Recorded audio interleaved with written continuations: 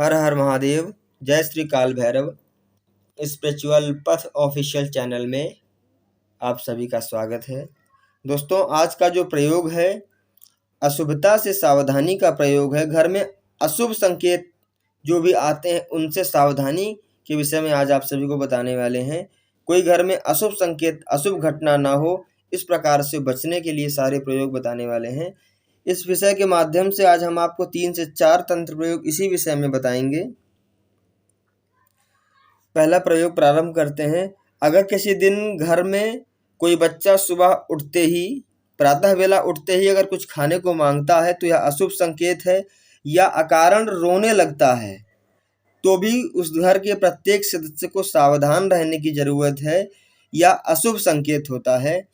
इस प्रकार से अगर अशुभ संकेत हो तो धन हानि हो सकती है, मानसिक हानि हो सकती है, कोई विवाद आदि हो सकता है, किसी प्रकार का कोई झगड़ा लड़ाई हो सकता है जिसमें आपका आर्थिक नुकसान हो, तो आपको उस दिन सावधान रहने की जरूरत है। तत्काल उस बच्चे को सावधान करें और उसे उसका ध्यान भटका दें, 5-10 मिनट इधर उधर करके फिर उसे कुछ खाने को दें। तो इस प्रकार से अगर आप सावधानी रखेंगे तो यह अशुभ संकेत टल जाता है। अब दूसरा प्रयोग आपको बताने वाले हैं। अगर आप कहीं बाहर जाते हैं, किसी भी काम से घर से बाहर खेत खलिहान जाते हैं, बाजार आदि जाते हैं, या नौकरी पेशा पर जाते हैं, कोई व्यापार करने जाते हैं, तो वहां से आपको लौटते वक्त कभी खाली हाथ नहीं आना है। अगर आप कुछ भी नहीं ला सकते हैं, आपकी आर्थिक स्थिति भी खराब रहती है, तो बाजार से या बाहर से आते समय या सड़क मार्ग से आते समय किसी वृक्ष की कोई टहनी ले लें या कोई कंकड़ पत्थर उठा लें। कुल मिलाकर कहने का मतलब है कि आपको खाली हाथ नहीं आना है।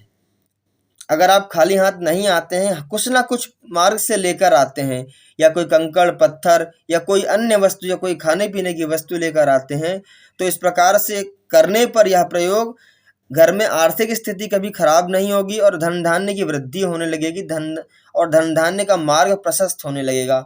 आपने देखा होगा ग्रामीण आदि के क्षेत्र में जब कोई बुजुर्ग आदि खेत खलिहान जाते थे तो वहां से या कोई लकड़ी का डंडा या कोई लकड़ी या कोई फल फूल या कोई सब्जी या किसी पात्र में जल ही लेकर आते थे। इसके पीछे यही सारे संकेत हुआ करते थे।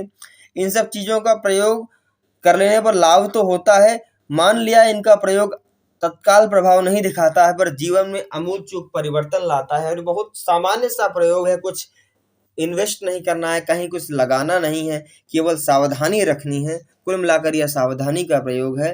तो इस प्रकार से आप करेंगे तो आपको कभी हानि नहीं होगी, धन हानि कभी नहीं होगी इस प्रयोग को कर लेने पर। तीसरा प्रयोग आपको बताने वाले हैं।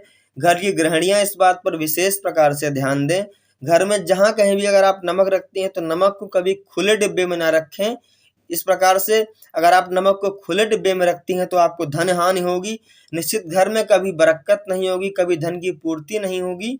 तो आपको नमक को कभी किसी खुले पात्र में नहीं रखना है, और जिस पात्र में रखें तो आपको उस नमक के डिब्बे को बंद करके रखना है, और प्रायः किचन में इस नमक के डिब्बे को छिपा कर रखें, यह सार्वजनिक ना हो।